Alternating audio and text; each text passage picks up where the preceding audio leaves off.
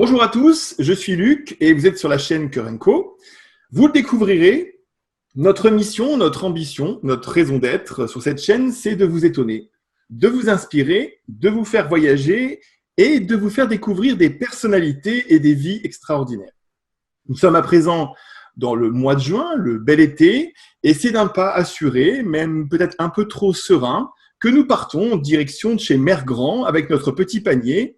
Nous, chaperons rouges, prêts à consommer, sûrs que nous sommes de ne plus rencontrer le loup.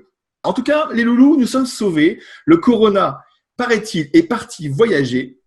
Mais bon, restons protégés. Bienvenue à vous, fidèles youtubeurs. Bienvenue à ceux qui découvrent cette chaîne pour la première fois. Vous avez un petit bouton en bas. Cliquez si vous voulez vous abonner. Et si le cœur vous en dit, vous pouvez teinter une petite cloche pour recevoir les notifications des prochaines vidéos qui sortiront.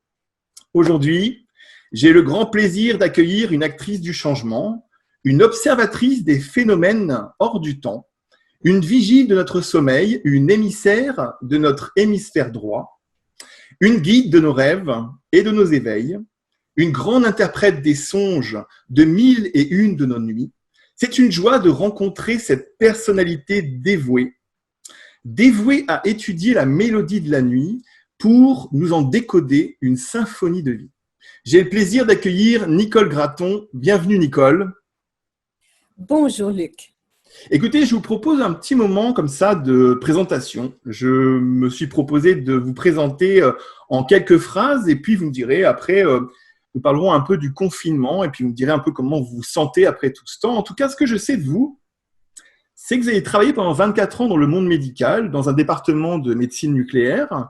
En 1980, vous rencontrez une phase de questionnement et c'est en prenant un cours sur les rêves où on vous invite à les écrire que vous découvrez qu'il est possible d'en obtenir finalement des réponses et des demandes et d'induire finalement des nouveaux rêves pour évoluer.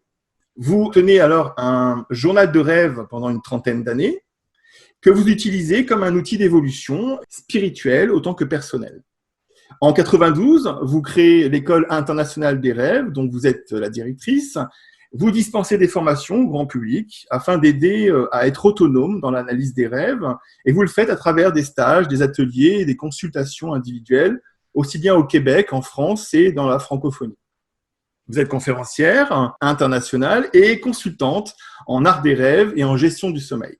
Vous êtes aussi auteur de 17 livres sur le sommeil et sur les rêves, dont les deux derniers sont l'Antidictionnaire des rêves, que j'ai lu en partie avec joie, et Le pouvoir de vos rêves aux éditions JCL. Nicole, je suis vraiment ravi de vous accueillir, on en parlait tout à l'heure hors émission, ravi de vous accueillir parce que vous touchez un domaine qui est un domaine singulier, et il n'y a pas finalement tant de gens qui vouent peut-être une vocation à ce domaine. Alors, on va en parler après, mais je me demandais, vous maintenant qui êtes peut-être sorti du confinement, comment vous avez vécu les derniers temps de confinement?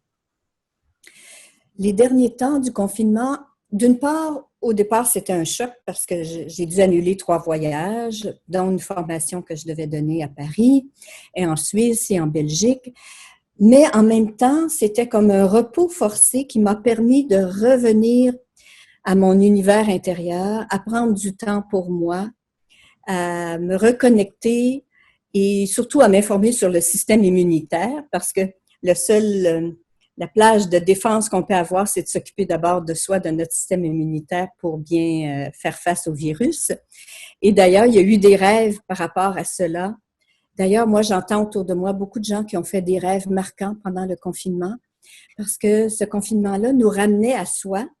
Et si la nuit, on ne prend pas conscience de qui nous sommes réellement, bien, le confinement nous a obligés à le faire. Qu'est-ce qui vous est apparu dans ce retour à soi? Qu'est-ce que vous ne ferez plus comme avant ou comment vous voyez les choses aujourd'hui? Je le vois comme d'accueillir tous les aspects de soi, autant le côté sombre, puis d'ailleurs, j'ai le goût de vous raconter un rêve que j'ai fait pendant le confinement. Alors, dans mon rêve, j'étais avec une copine en voyage dans un hôtel et dans cet hôtel-là, on réalise tout à coup qu'il y a un agresseur qui se promène de chambre en chambre et qui va attaquer, qui devient menaçant. Alors, nous, on sait qu'il va rentrer dans notre chambre. Alors, moi, je suis couchée dans le lit et au moment où l'agresseur arrive, il pose sa main sur mon épaule comme pour me revirer de bord pour m'attaquer. Et moi, j'ai tout de suite l'instinct de prendre sa main puis de la coller sur moi comme si c'était mon amoureux. Puis là, lui, il est comme surpris. Puis là, il veut enlever sa main. Puis là, je la retiens encore plus. Puis vraiment avec une vibration, là.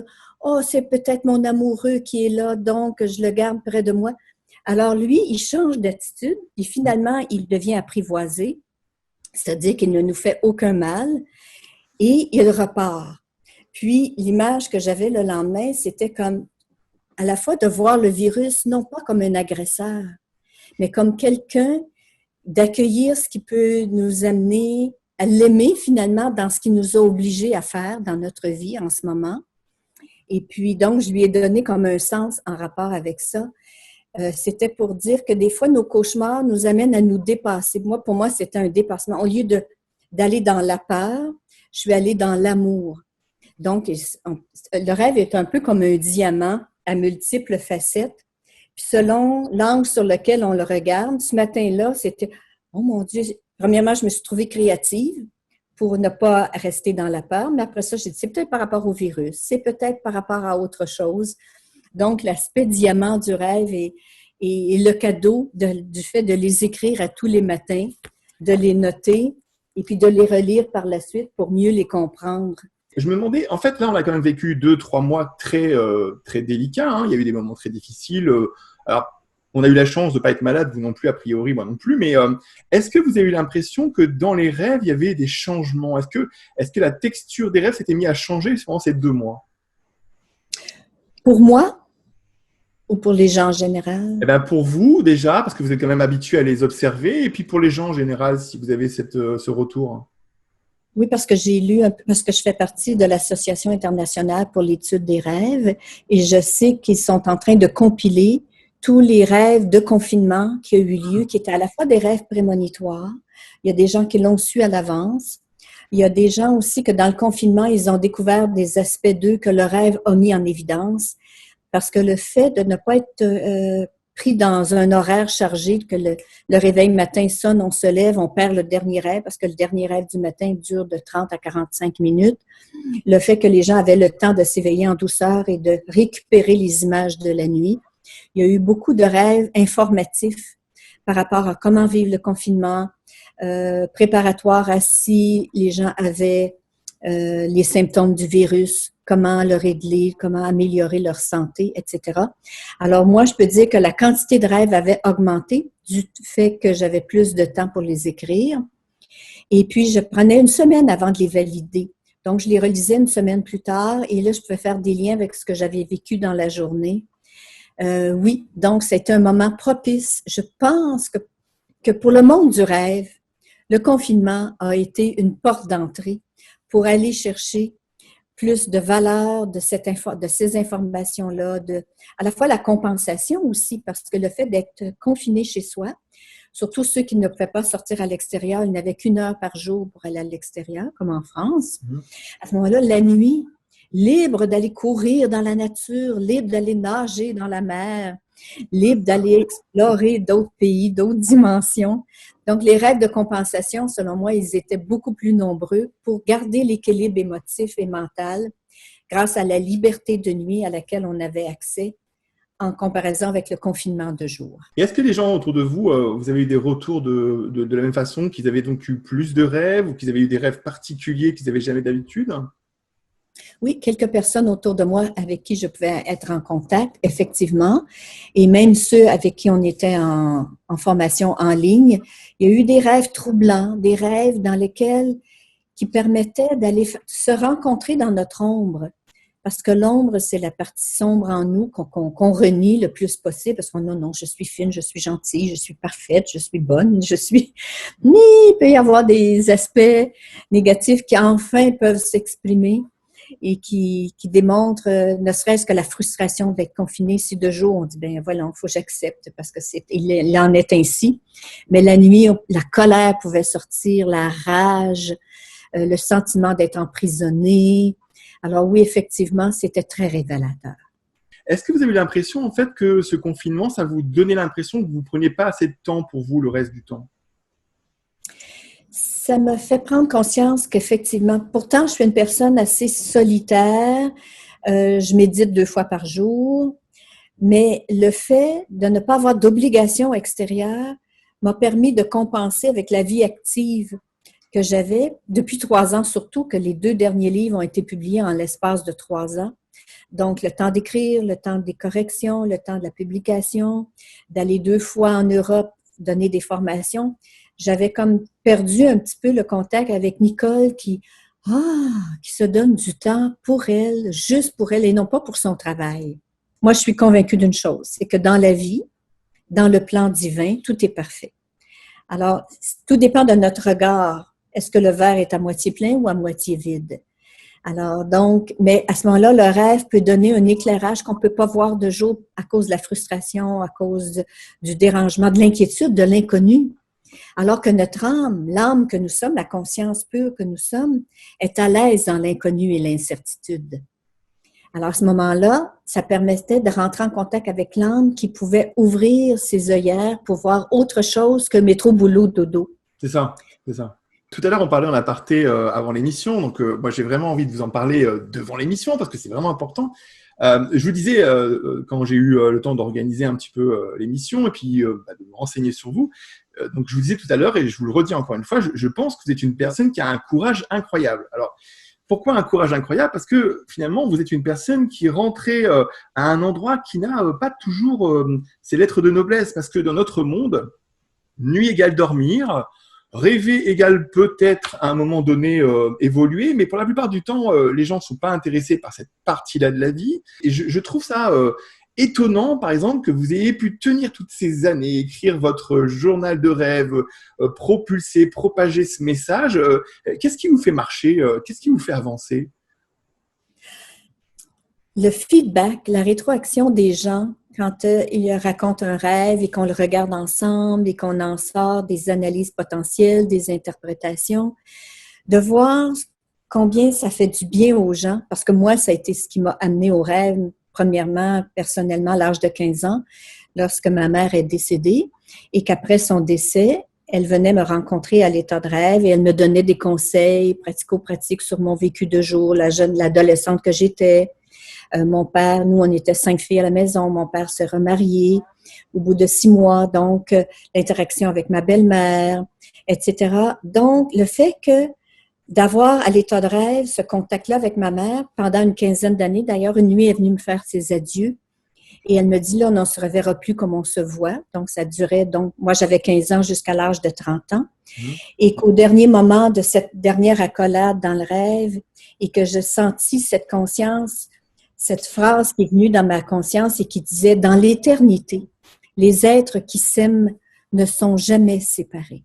C'est beau. Dans l'éternité, les êtres qui s'aiment ne sont jamais séparés et c'est devenu pour moi une certitude, donc, que la mort n'était qu'une illusion, qu'une séparation temporaire. Et à ce moment-là, j'avais commencé un premier cours sur les rêves à l'âge de 28 ans, donc j'avais commencé à tenir mon journal de rêve. Et j'ai continué à les écrire et à prendre d'autres formations, de voir l'aspect psychologique des rêves, l'aspect scientifique des rêves. Aujourd'hui, avec la physique quantique aussi, on voit tout l'aspect de la conscience à l'état de rêve, les rêves prémonitoires. Ce qui a fait que, à l'âge de 41 ans, quand j'ai fondé l'école de rêve, et que les gens venaient apprendre des choses et redevenir autonomes dans l'analyse de leurs propres rêves, ça, c'était, je dirais, mon salaire, ma paye, de voir que je faisais du bien. En tout cas, on pourrait même dire que c'est une sorte de spiritualité parce que, comme je vous disais tout à l'heure, j'ai vraiment l'impression que, d'après ce que vous montrez de votre chemin, de vos connaissances, de vos formations, il semblerait que l'évolution est plus que possible. Et nous qui cherchons de temps en temps à ne pas penser, nous qui cherchons à méditer pour essayer de ne pas rentrer dans le système de pensée, nous qui cherchons absolument à nous sortir un peu des pensées organisées, serrées. Alors, on a toute la vocation de la nuit pour le faire. Il semblerait que on n'avait pas compris, quoi. Parce que, voilà, on cherche à faire quelque chose pour empêcher une pensée, mais la nuit, justement, ça pense pas. Alors, pourquoi on ne s'y met pas à la nuit? La nuit est ouverte, a priori, on a du temps. Alors, pourquoi pas en faire presque la prochaine direction spirituelle de notre pays? C'est une question que je pose. Oh, très bonne question, Luc. Alors, Et d'ailleurs, peut-être juste en rajoutant ceci, c'est comme la nuit nous donne accès à notre potentiel illimité, c'est des perles de sagesse qui se déposent dans notre conscience et que le matin, en gardant les yeux fermés puis en disant « Mais que s'est-il passé cette nuit? À quoi ai-je rêvé? » Que là, il y a des intuitions, des flashs, une idée créative, quelque chose qu'on n'aurait pas pensé de jour parce qu'on est pris dans nos croyances qui se répètent et qui sont réactives aux conditions extérieures, alors que la nuit, on rentre dans notre univers intérieur puis qui dit « Mais il y a ceci, puis il y a cela. » Parce que moi, il y a des rêves qui m'avaient indiqué très clairement que l'hôpital, là où je travaillais, n'était plus ma place. Donc, le chemin était barré, était bloqué, les portes de l'hôpital étaient fermées à clé, je ne pouvais pas rentrer à l'intérieur. Le troisième rêve, c'est que mon nom n'était même plus affiché dans le département. Alors, c'est pour ça que la nuit nous ouvre des nouvelles portes pour accéder à de plus grand que soi, à notre potentiel illimité. Oui, c'est magique. C'est magique et d'ailleurs, c'est un petit peu la suite de ce que je vous propose, un petit tour de magie dans cette émission. On parle de nuit, on parle de noir. Alors Thierry Ardisson, c'est notre grand noir à nous, là, notre homme en noir appuyé en général sur son bureau et à poser des questions étranges. Alors je vous propose une petite interview midi-minuit, une interview un peu étrange dans le sens de votre domaine de prédilection. Je vais vous poser quelques petites questions. L'idée, c'est de trouver les multiples facettes. Tout à l'heure, vous parliez avec votre diamant. Voilà, les multiples facettes de Nicole Gratton. Qu'est-ce qu'elle nous cache la nuit? Qu'est-ce qu'elle nous montre le jour? En tout cas, ma première question, c'est qu'est-ce qui fait que vous vous levez le matin? Que c'est un nouveau jour. Je dirais inspirée de la... Parce que je me souviens, quand j'étais plus jeune, ma première grosse peine d'amour, que je me couchais le soir en pleurant, le cœur attristé, puis que je me réveillais avec un sourire, puis que je me disais « Ah, la vie est belle », puis là, je disais « Mais non, c'est vrai, mon chum, mon amoureux m'a laissé. » Et là, ma peine revenait. Puis là, je me disais « Mais pourquoi je me réveille avec un sourire bien alors que je suis en peine d'amour? » Je me disais donc, il y a une autre Nicole la nuit qui sait que c'est correct, que je ne sois plus avec cet amoureux-là. Donc, c'est ça, chaque matin, c'est comme une nouvelle Nicole, c'est comme une renaissance. Donc, c'est là que le matin, je m'éveille et je me dis, nourrie de cette nuit, dont je me souviens parfois beaucoup, parfois peu de mes rêves, mais que je ne suis pas la même que la veille lorsque je me suis couchée. Et qu'est-ce qui vous fait vous coucher la nuit? Oh, d'aller rêver. C'est ça, d'aller rêver. J'ai mon rituel du coucher. Donc, je m'assois dans mon lit, j'ouvre mon journal de rêve, je mets la date de la journée qui s'est terminée. J'écris 2 événements importants de la journée. Donc, je change de couleur. En plus, je mets des couleurs dans mon journal de rêve. Et puis, je marque, bon, qu'est-ce qui s'est passé dans la journée? Journée agréable avec des amis. Ensuite, je mets une intention pour ma nuit. Parce que ma vie de nuit commence. Donc, cette nuit, je comprends pourquoi je vis telle chose. Cette nuit, je vérifie si j'accepte tel contrat. Cette nuit, je remercie pour les cadeaux de la journée. Cette nuit, je développe ma créativité. Donc, chaque soir, il y a une intention et je dépose mon journal de rêve avec un petit calepin pour griffonner durant la nuit quelques mots-clés parce que ça s'efface très rapidement. Donc, parce qu'après chaque rêve, on s'éveille quelques secondes. Donc, je note quelques mots-clés, je me rendors. Le lendemain matin, je revise ces feuillets-là et je mets au propre avec le titre du rêve, le contenu du rêve et surtout le sentiment final à la dernière scène. Donc, la dernière émotion qui a été vécue à la dernière scène, c'est la clé de l'interprétation.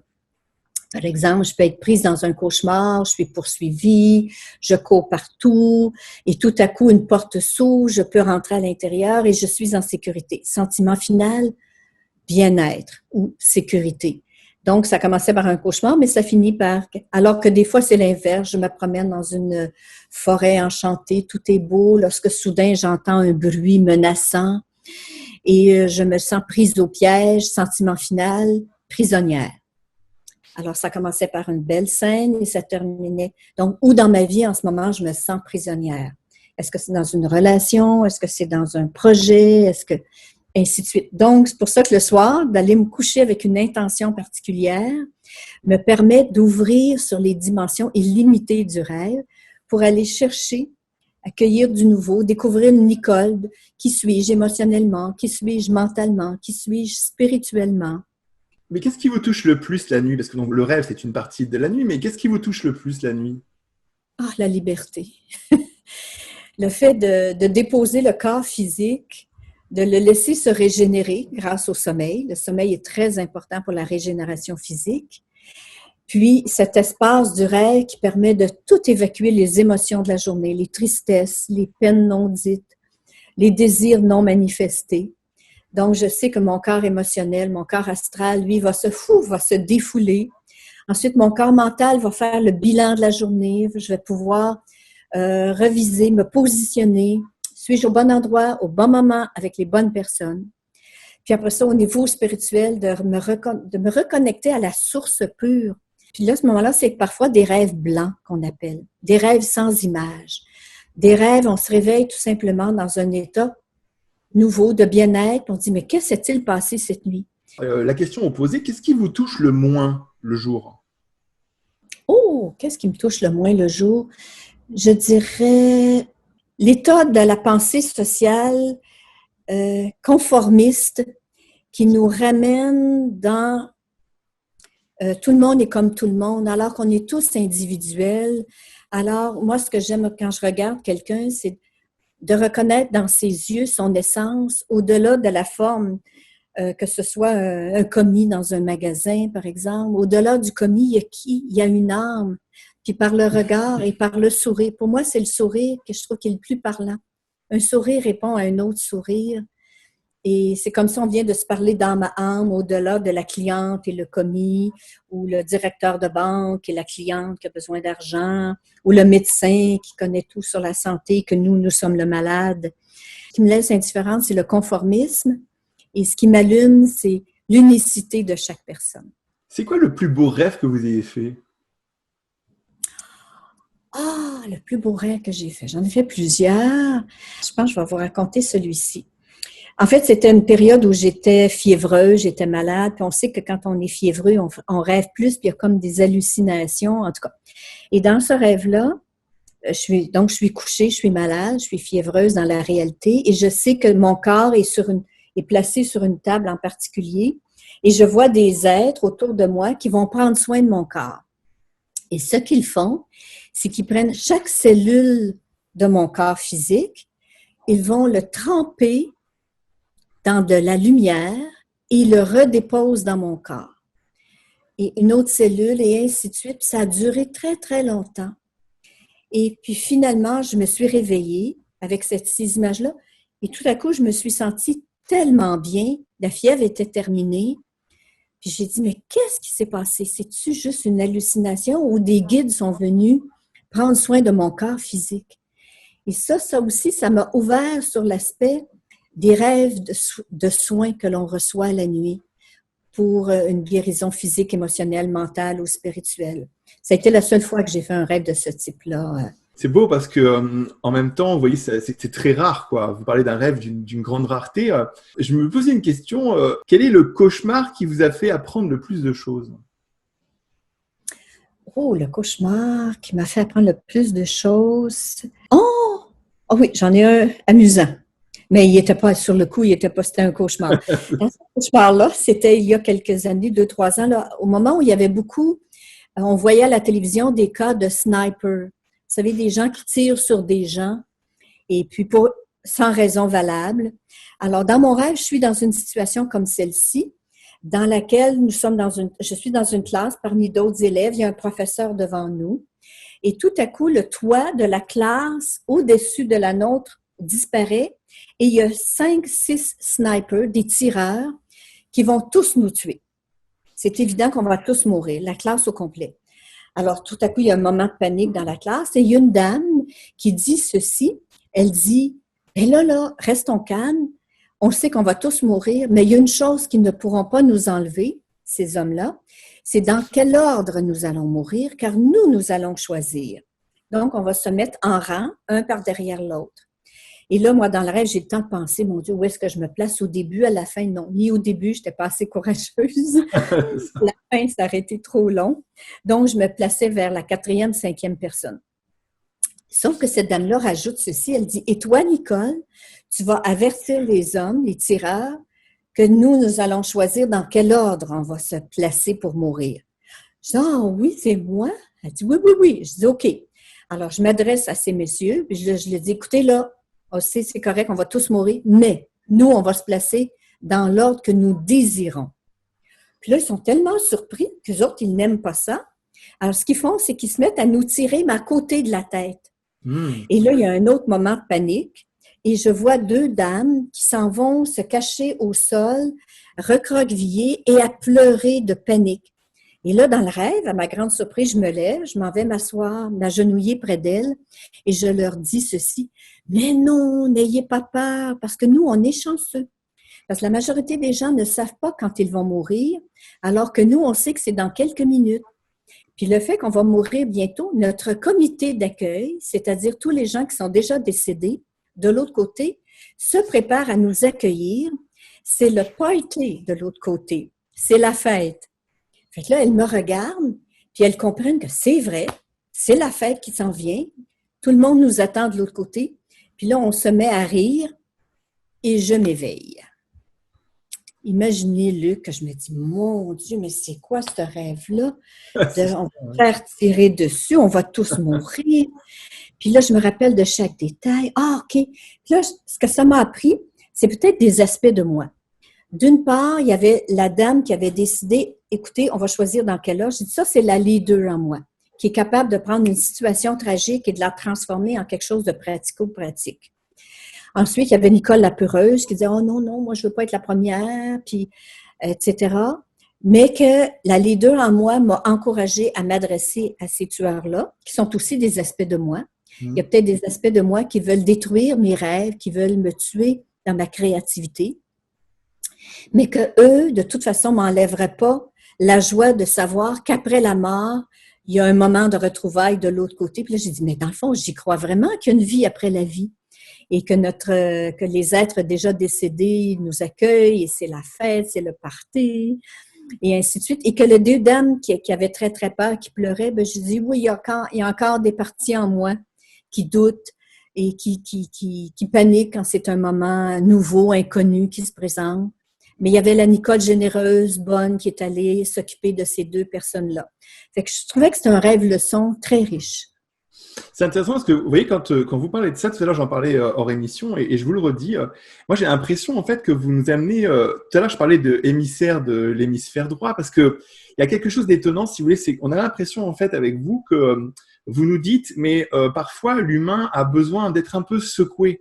Il ne peut pas en rester là où il en est. Vous avez passé une journée dans le compromis entre votre tête et vos envies. Vous allez vous coucher et si vous voulez évoluer, il faudra bien que quelque chose vous secoue sur les bases que vous croyez ne pas voir. Et quand vous dites ça, on a l'impression en fait que vous dites mais le cauchemar, c'est le grand maître de la nuit en fait.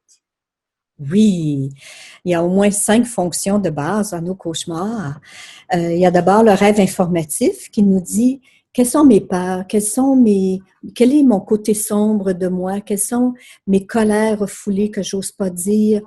Donc, c'est informatif. Qui suis-je vraiment? Il y a peut-être une Nicole gentille, douce de jour, mais que la nuit, elle peut exprimer sa rage, sa peine, etc. Donc, c'est informatif. Il y a les rêves d'avertissement. Y a-t-il un comportement que je maintiens dans ma vie qui m'amène tout droit vers un mur? Y a-t-il, donc, c'est des cauchemars qui veut dire, oups, t'es pas sur le bon chemin, Nicole. Un cauchemar peut me montrer que telle attitude de rancune, parce que des fois, je peux être très rancunière, mais que finalement, ça m'amène plus de négatif dans ma vie. Donc, ça, c'est informatif par rapport à danger, si je maintiens telle attitude. Il y a les rêves d'entraînement aussi. À quel moment de jour avons-nous la chance de développer notre courage, notre audace, métro, boulot, dodo, nos rôles quotidiens, parents, enfants, frères, collègues, amis? Bien, la nuit, j'ai des ennemis que je peux confronter, puis je peux apprendre à me défendre, à m'affirmer, à prendre ma place. Mais ces personnages-là ne sont que des acteurs virtuels dans mon rêve pour me permettre de développer mon courage, de dire non, je n'accepte pas telle situation et vous, je vous fais disparaître. Même j'ai déjà rêvé que j'avais une mitraillette et que je tuais une série de personnages et avec un sentiment de certitude que si je les tuais pas, eux avaient ma peau. Donc, c'est peut-être des aspects sombres en moi que j'ai détruits à ce moment-là ou des aspects menaçants. Donc, c'est des rêves de courage, c'est comme un entraînement virtuel pour savoir qu'on est un guerrier, une guerrière, qu'on peut se défendre. Et il y a les rêves aussi, un cauchemar par rapport à savoir que dans telle situation, si je ne sais pas comment réagir, ben de jour, je peux me pratiquer la nuit devant des situations négatives, par exemple, de jugement, des situations, je pense, à des jeunes à l'école qui sont victimes d'harcèlement. Mais la nuit, il faut qu'ils s'entraînent à affronter et à prendre leur place. Donc, à ce moment-là, ils se réveillent le lendemain matin, puis il y a déjà juste un sentiment d'assurance qui fait qu'ils vont les éloigner, ces intimidateurs-là. Donc, ça nourrit notre confiance en soi. Fait que les cauchemars sont aidants. Alors, vous voyez, vous êtes dans la nuit, vous êtes une émissaire de nuit, vous nous dites, mais écrivez vos rêves, commencez à pactiser avec la nuit, dites-lui que vous êtes intéressé, allez, montrez-nous que vous pouvez écrire quelques petits moments de nuit ou prévoir quelques petits moments de nuit. Ce que je voulais savoir, c'est qu'est-ce que vous préférez de vous la nuit? Oh, ce que je préfère, c'est quand je peux devenir lucide. Lucide, c'est-à-dire savoir que je rêve pendant que je rêve. Et ça, c'est pas fréquent. Ça m'arrive peut-être 2-3 fois par année. Mais j'aimerais ça que ce soit plus fréquent. Mais sinon, ce que j'aime de la nuit, c'est que la nuit s'occupe de moi. C'est comme, je m'en vais dormir, là, puis je me dis, la Nicole consciente, l'âme que je suis, va s'occuper de la petite Nicole qui a des fois des tristesses, qui parfois vit des choses, des incertitudes. Je me dis, elle va lui montrer le chemin, elle va lui dire, gars, continue, persévère. Je me souviens d'ailleurs un rêve quand j'étais plus jeune, au début que j'ai commencé mon journal de rêve. Je me voyais faire du jogging, puis que je courais, puis que c'était épuisant, et tout à coup, je rencontre un couple qui me dit, mais continue, tu vas réussir. Et puis, je dis, ah oui, fait que là, je me suis mis à courir, et tout à coup, j'étais capable de faire une longue distance. Je me suis réveillée, j'ai dit, OK, où dans ma vie en ce moment, je me sens un peu désespérée, mais que je rencontre les bonnes personnes qui m'encouragent pour aller plus loin. Puis c'est peut-être ça dans les rêves d'ailleurs. Chaque fois que j'ai voulu démissionner de ma mission avec les rêves, n'étant pas dans un territoire qui était facile, comme vous dites, Luc, si bien, c'était le feedback des gens qui me disaient « Oh, ça me fait tellement du bien, merci d'être là, merci de parler des rêves, merci d'avoir écrit sur tel sujet. » Les rêves, même j'ai écrit un livre sur les rêves d'amour, les rêves érotiques, qu'est-ce qu'on fait avec nos rêves érotiques? Pourquoi on rêve qu'on fait l'amour avec le voisin ou qu'on embrasse une personne du même sexe que soi lorsqu'on n'est pas homosexuel, et ainsi de suite. C'était un sujet qu'il fallait là aussi démocratiser, puis parce que l'amour finalement qu'on reçoit la nuit, peu importe la source, c'est souvent quand on se sent bien, c'est de l'amour qu'on vient de vivre dans toutes nos cellules et ça aide notre santé physique en même temps. En fait, c'est tellement vaste le monde du rêve, c'est pour ça qu'il y a eu 7 livres différents, là. Quelle est votre raison d'être la nuit? Ma raison d'être la nuit, d'explorer l'infini, d'explorer l'inconnu pour que de jour, je sois un petit peu plus courageuse d'aller de l'avant. C'est ça, c'est d'explorer. C'est pour ça qu'en lucidité, les rêves lucides, le but, c'est pas de contrôler le rêve et de dire « Ah, j'aime pas cette image, je la change ». Le but dans un rêve lucide, c'est de demander « Je veux voir quelque chose de nouveau ». C'est d'aller apprendre, d'aller se ressourcer pour explorer du plus grand que soi, du plus vaste que notre petite routine quotidienne, dans nos rôles quotidiens dans lesquels on s'est confiné volontairement parfois, ou par conditionnement social, familial ou travail. Alors, c'est ça, c'est d'aller explorer dans du plus grand et du nouveau. Quand j'ai préparé l'interview, il m'est venu une image, de 2 jours, hein, c'était pas dans un rêve, mais il m'est venu une image, et vous devez la connaître, c'est l'image d'un moment du film de Stanley Kubrick 2001, l'Odyssée de l'espace, où on voit un monolithe noir qui apparaît d'un seul coup dans un décor où il y a des singes qui dorment. Il y a un énorme monolithe noir et les singes sont très inquiets, tournent, ont l'air agressifs et puis au fur et à mesure, ils se rapprochent du monolithe noir, ils touchent le monolithe noir. Peut-être que je rajouterai d'ailleurs en insert là, dans l'émission ce moment-là en même temps qu'on parle pour que les gens voient et ils finissent par adorer ce monolithe noir et quand ils ont fini de l'adorer, la caméra remonte et on voit une lumière qui pointe tout en haut du monolithe noir. Et j'ai trouvé que, en m'intéressant aux propos qui étaient le vôtre sur les rêves, que j'avais pas spécialement vu comme une vraie vocation avant, j'ai trouvé qu'en fait c'était étonnant parce que finalement, comme vous dites, vous voulez explorer l'infini. Dans le monde du développement personnel, tout le monde parle de l'univers. L'univers ceci, l'univers cela. Mais l'univers, c'est pas la lumière. L'univers, c'est le monolithe noir. C'est la nuit, l'univers. C'est pas le jour. Alors, je me suis dit, bon, c'est une hypothèse. Je suis pas sûr que tout le monde sera d'accord avec cette hypothèse, mais Kurenko, c'est l'idée des hypothèses. Alors, on fait des hypothèses. Est-ce que vous croyez qu'on n'aurait pas vu, en fait, la puissance infinie, justement, de la nuit, en fait? Est-ce qu'on aurait raté le coche? Nos civilisations modernes l'ont peut-être manqué, mais les autres civilisations, les indigènes, les aborigènes d'Australie, un peu partout, tous ceux qui vivent qu'on appelle sous-développés, eux, leur rêve, c'est aussi important que le jour. Ils reçoivent la nuit l'information sur la température à l'avance pour savoir à quel moment aller à la chasse, à quel moment. Eux, ils ont adopté le rêve qui s'éveillent le matin et ils partagent les rêves entre eux pour savoir à quel moment il faut agir, à quel moment. Parce que pour eux, c'est comme des informations. Nous, on écoute la télé, les informations à 18 heures, à 22 heures. Vous, c'est à 20 heures en Europe. Ouais, c'est ça. C'est ça. Et puis, par les informations, on sait, bon, sur la météo, sur l'économie, alors qu'eux, ils n'ont pas de téléviseur, ils n'ont pas d'ordinateur. Leur source d'information est le rêve. Donc, il y a chaque personne dans la tribu a un rôle particulier d'une information sur la santé, sur la guérison, sur à quel moment ils peuvent être attaqués, à quel moment ils peuvent être menacés. Alors, eux, ils ont adapté. Le rêve fait partie de leur source d'information, alors que nous, le rêve, c'est une évasion, c'est un oubli. On va se coucher, on dort, c'est passif. Cette passivité-là, c'est du gaspillage total, parce que on est encore plus actif la nuit que le jour, parce que tous nos corps vivent. Notre corps émotionnel se défoule, notre corps mental apprend, notre corps spirituel se recharge. Notre corps physique, même lui, élimine les toxines de la journée. Alors, c'est la vie de nuit, ce tiers de notre vie, est d'une richesse infinie qui est inutilisée, qui est non apprivoisée, et que le premier geste à faire, c'est tout simplement de commencer un journal de rêve, d'écrire la date de la journée, les 2 événements importants, et de mettre une intention. Juste de dire, cette nuit, je me souviens de mes rêves.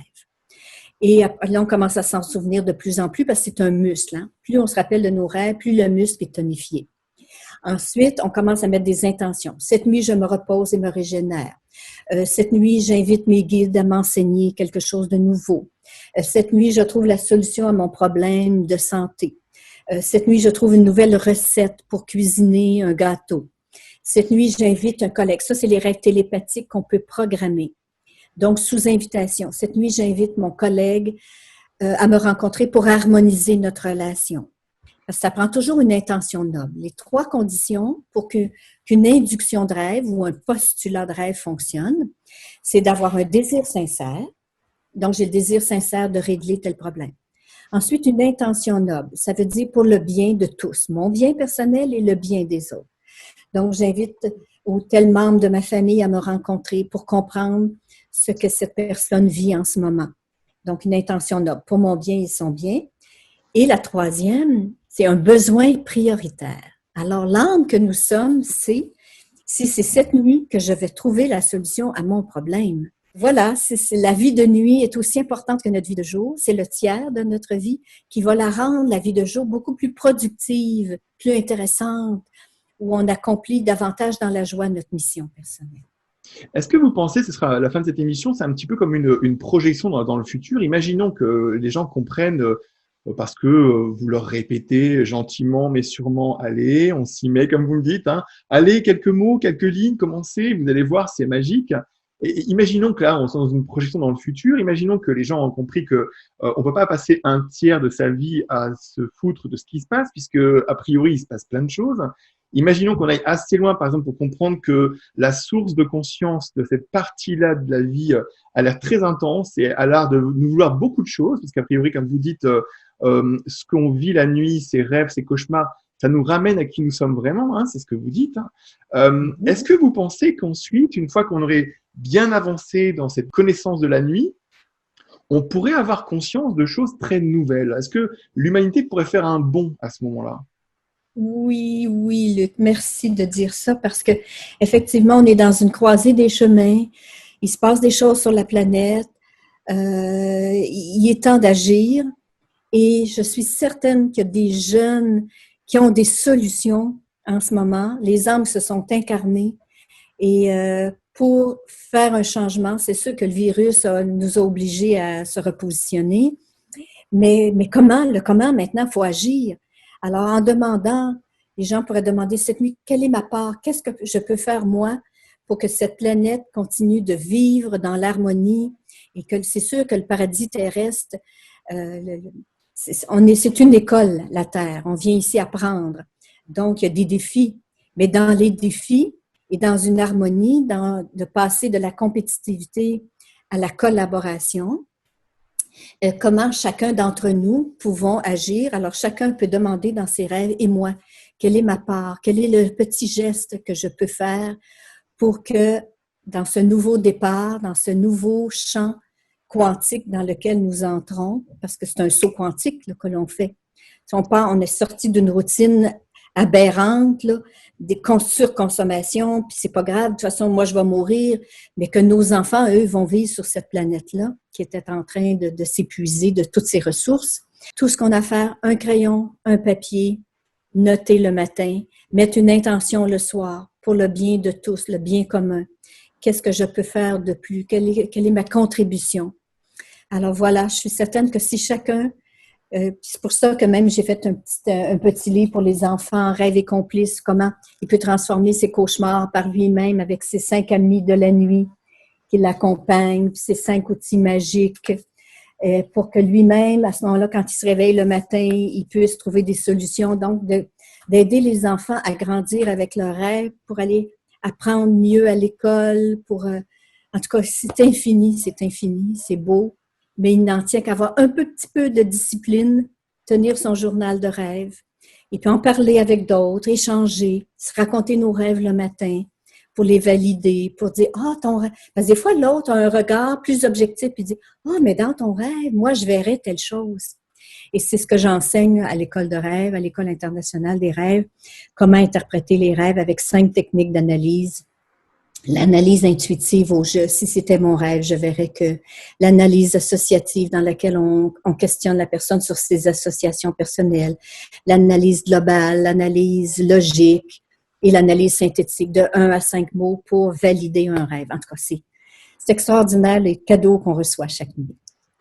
Je vous remercie vraiment sincèrement parce que vous amenez une dimension qu'on connaissait tous sans connaître. Moi, je trouve que vous êtes une personne qu'on devrait même propulser un peu plus parce que justement, j'allais dire un truc un petit peu humoristique, mais il y a eu un film qui s'appelait Sauver Willy et en fait, on devrait plutôt sauver la nuit parce que si on continue comme ça à regarder la nuit toujours avec ce regard un peu pauvre en pensant que c'est la seule petite jonction entre 2 moments de journée d'intensité et de stress où il va pas se passer grand-chose parce que la plupart du temps, les gens n'ont pas le temps d'être. J'ai l'impression que vous dites en fait quelque part que la nuit, c'est notre moment d'être et que si les gens cherchent à être, ils devraient commencer par se poser dans la nuit, s'accorder ce temps de parler avec elle ou avec lui, parce qu'on ne sait pas si c'est masculin ou féminin. Et en même temps, je vous remercie parce que voilà, moi j'étais un de ceux qui, du côté un peu d'une spiritualité folle, qui court en avant et qui médite, stresse, pense et essaye d'avancer malgré tout, eh ben je ne prends pas toujours ce temps la nuit pour me dire mais si la nuit me parle, peut-être qu'elle veut mon bien.